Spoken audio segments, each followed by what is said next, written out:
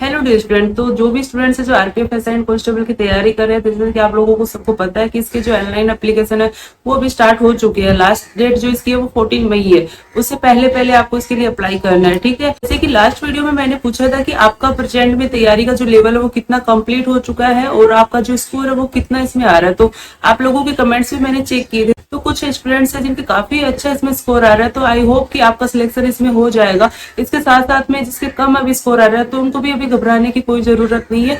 अभी आपके पास जो टाइम है उसमें आप अपना अच्छे से टाइम टेबल बना के तैयारी कीजिए, आपका इजीली इसमें इंप्रूवमेंट हो जाएगा। इसके साथ साथ में कुछ स्टूडेंट्स हैं जो कमेंट कर रहे हैं कि मैम हमने अभी तैयारी स्टार्ट ही नहीं की है और जो बुक्स है वो काफी लेंथी होती है और हम उसको अभी लास्ट मोमेंट पे कैसे कवर कर सकते हैं। देखिए, आपके पास अगर टाइम कम है, आप बुक्स अगर फॉलो नहीं कर सकते, तो एग्जाम्पल के ये वाले जो नोट्स है वो आप देखोगे तो इसमें आपको शॉर्ट में आपका जितना भी सिलेबस है वो आपके जो लास्ट टाइम है उसमें कंप्लीट करने के हिसाब से इनको तैयार किया गया है कि आपके जो लास्ट डे जब एग्जाम में बचे हैं आप उसमें इसमें अपना जो सिलेबस है वो कंप्लीट कर सके और आपके जितने भी टॉपिक्स है वो इसमें कवर हो जाए। तो लास्ट वीडियो में मैंने जीके का जितना भी था वो सिलेबस है वो कंप्लीट इसमें आपको डिस्कस किया था। तो इस वीडियो में मैं आपसे डिस्कस करूंगी मैथ्स और रीजनिंग आपको कैसे तैयार करनी है।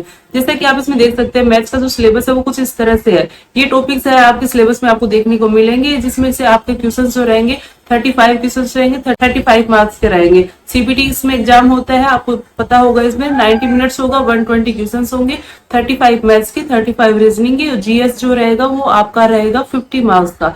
तो ये आपका इसमें डिवाइड होगा। इसके साथ साथ में नेगेटिव मार्किंग इसमें रहेगी आपकी 1/3। साथ साथ में नॉर्मलाइजेशन भी इसमें रहता है कि शिफ्ट वाइज इसमें क्वेश्चन की शिफ्ट वाइज इसमें एग्जाम होता है। किसी किसी शिफ्ट में जो पेपर का जो लेवल है वो काफी टफ रहता है, तो उसमें नॉर्मलाइजेशन इसमें किया जाता है, ठीक है।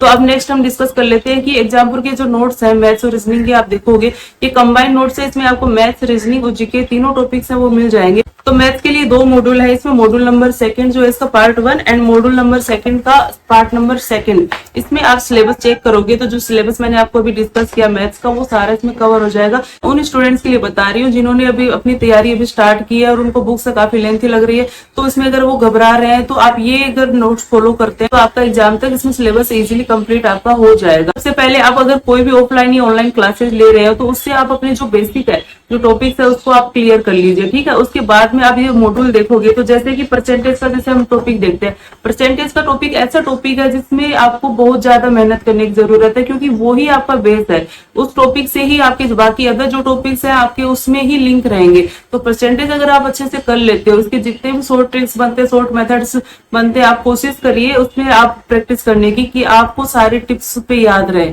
ठीक है। क्योंकि एग्जाम में आपको क्या है, आपके जितने भी शॉर्ट ट्रिक्स है वही काम आएंगे कि आप इजीली उसको सोल्व करना होगा, ताकि आपको पेन पेपर का यूज ही ना करना पड़े एंड आप अपना जो क्वेश्चन है इजीली इसमें अटेम्प्ट कर सके। तो अपना जो बेसिक है वो अगर क्लियर कर लेते हैं क्लासेस की हेल्प से, उसके बाद में आप ये मॉड्यूल है वो आप इसमें उठाते हैं। तो इसमें जितने भी टॉपिक्स हैं वो शॉर्ट मेथड्स की हेल्प से आपको इसमें एक्सप्लेन कर रखा है, आप उसकी हेल्प ले सकते हैं।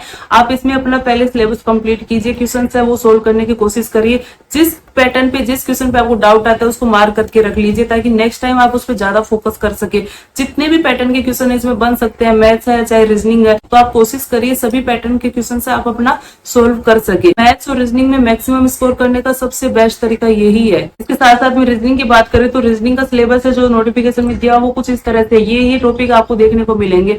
ये जो टॉपिक है वो आपको कवर करने हैं। आपको अपना टाइम टेबल बना लेना है, टारगेट करके अब अपनी स्टडी प्लान करना है कि आपको कोई भी टॉपिक है वो छूटना नहीं चाहिए। आप अपना टाइम टेबल बनाइए। अगर आपने एक दिन का ये टाइम टेबल बनाया कि मुझे ये टॉपिक का कंप्लीट करने हैं और इतने क्वेश्चन हमें लगाने हैं, अगर आप पर डे 100 क्वेश्चन भी लगाते हो तो आपके लिए मोर देन एनफ रहेगा। तो आप इस तरह से अपना प्लान बनाइए और उस प्लान को फॉलो भी कीजिए। किसी तरह का आपको इसमें अपना टाइम वेस्ट अभी फिलहाल नहीं करना है। आपका जो ये टाइम है बहुत इंपॉर्टेंट टाइम है, तो इस तरह से आप अपनी तैयारी कीजिए, ठीक है। क्योंकि मैथ्स और रीजनिंग के 35 70 मार्क्स के 70 क्वेश्चन जो रहेंगे वो आपके लिए बहुत ही ज्यादा इंपॉर्टेंट रहेंगे। क्योंकि पेपर का लेवल आप देखोगे, प्रीवियस ईयर क्वेश्चंस भी आप देखोगे तो इतने टफ नहीं है। इजीली कोई भी स्टूडेंट है वो इजीली अपना 100% इसमें कोशिश करेगा स्कोर करने का। तो आपको एक भी नंबर अपना इसमें कट नहीं करवाना है। आप टारगेट रखिए 70 में से 70 ही आप अपना स्कोर करने का टारगेट लेके चलिए। क्योंकि जीके क्या है, जीके लेंथी रहता है, कहीं से भी क्वेश्चन पूछ लेते हैं, आप लोगों के मार्क्स जो है कट होने के चांसेस रहते हैं। लेकिन मैथ्स और रीजनिंग में आप अगर प्रैक्टिस अच्छे से करते हैं, सारे टॉपिक्स कंप्लीट करते हैं, तो आपका कोई भी इसमें चांस नहीं रहेगा मार्क्स कटने का।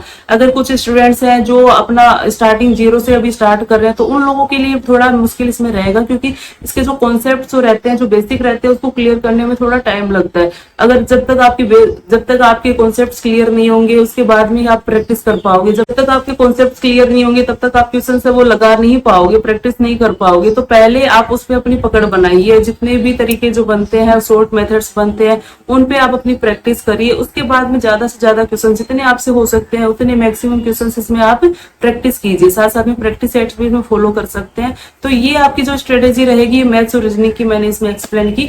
एग्जाम्पल के जो मैंने ये नोट्स बताए थे, ये आप फॉलो कर सकते हैं। ये मैथ्स के लिए मॉड्यूल हो गया, ये वाला जो मॉड्यूल है वो रीजनिंग के लिए होगा। ये ऑनलाइन आपको इजीली अवेलेबल हो जाएंगे, आप वहां से इसको परचेज कर सकते हैं। और अपनी तैयारी है, अभी भी जो भी टाइम है, आप अपनी तैयारी स्टार्ट कर दीजिए। क्योंकि बुक्स अगर आपको लेंथी लगते हैं, तो उसके लिए मैंने आपको ये वाले नोट्स है वो सजेस्ट कर दिए, ताकि आप इनकी हेल्प से अपना जो भी टॉपिक्स है वो क्लियर कर सके। इसी के साथ साथ में I wish you all the very best. Thank you so much.